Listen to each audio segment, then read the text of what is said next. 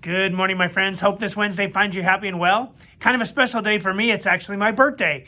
And in the lead up to this sequester in place, I told everybody on TV over and over again that I was 50 years old. But I'm not 50. Now I'm a member of Area 51.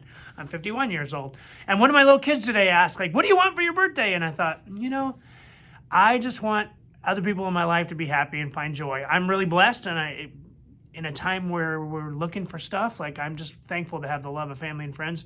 And that's what today's book is about. If you had a wish, if you had one wish, what would you do with your one wish?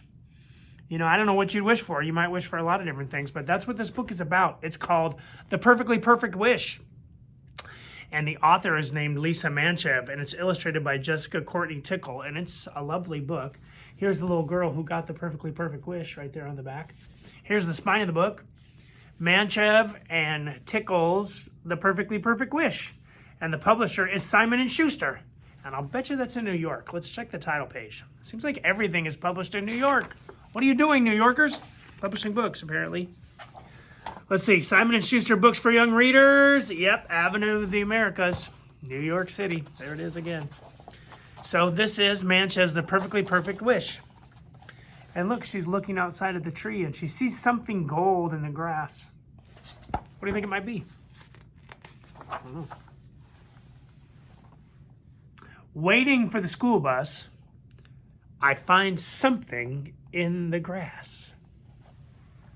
Look at that. It's not even colored, but it's still beautiful, right? The only color is the golden, shiny something.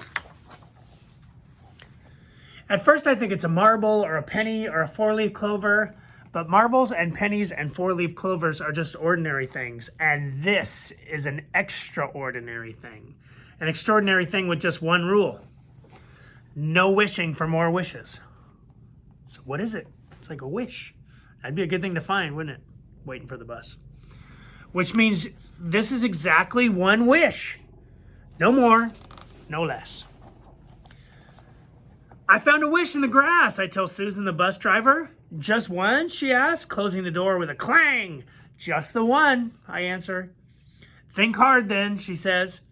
It will need to be a perfectly perfect wish. Boy, if you only have one wish, you gotta think hard to make it perfectly perfect.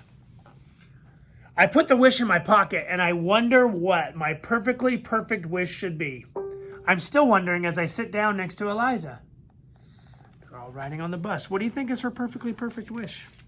What would you wish for if you had just one wish? Ooh, look at these colorful pictures. A blue ribbon at the horse show. Or a trip to Japan. My own son gets to go to Japan in October. It's awesome. Or Rio ballerina point shoes. So many choices, but only one wish. What would you wish for if you had a perfectly perfect wish? I asked Eliza. She knows right away. Whenever I see a shooting star, I close my eyes and I wish for a puppy. I nod because a puppy is always fun, but we already have 2 dogs and a cat. She already has a puppy, but that is a good wish. What would you ask for if you had a perfectly perfect wish? I asked Mrs. Shu. She's asking her teacher. She thinks about it for a moment. When I pick dandelions and blow all the seeds away, I wish for a little house for me and my family. I nod because my family has a very nice house. I even have my own room with bunk beds for sleepovers. So has a nice house, but that's what Miss Shu would like. What would you wish for if you had a perfectly perfect wish? I asked Mark in the lunch line.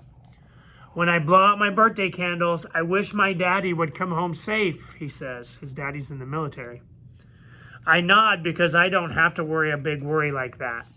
My daddy's a dentist. He goes to work in the morning and comes back every night. Maybe you have someone that you love that's in the military serving far away. We pray that they come home safe. That's a good wish.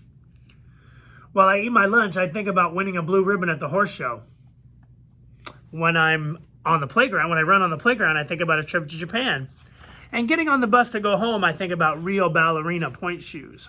So she's considering her wishes. I want Rio ballerina point shoes now, but Mrs. Bartholomew says not till I'm 10, when my toes are strong enough. She's selling lemonade right here. I wanted to go to Japan, but I could save up for it.